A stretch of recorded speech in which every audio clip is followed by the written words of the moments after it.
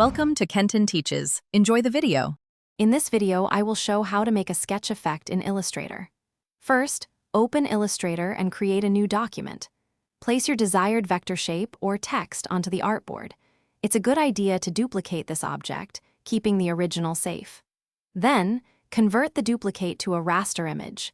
This prepares your artwork for the pixel-based effects we'll apply next, ensuring a smooth workflow.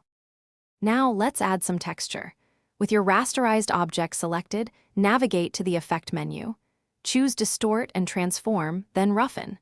Experiment with the size and detail settings to achieve a jagged, imperfect edge, mimicking a hand-drawn line.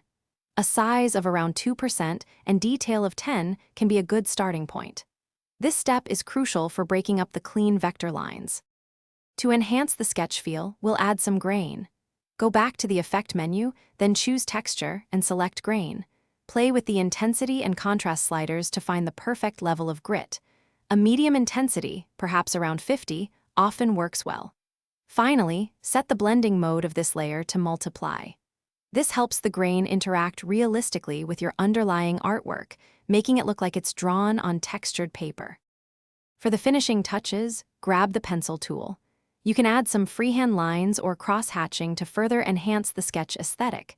Vary the opacity and brush size for different line weights, just like a real pencil. Once you're happy with the look, select all your elements and group them together. This makes your sketch effect easy to move, scale, or export for your projects. Thanks for watching. Please subscribe if this video was helpful.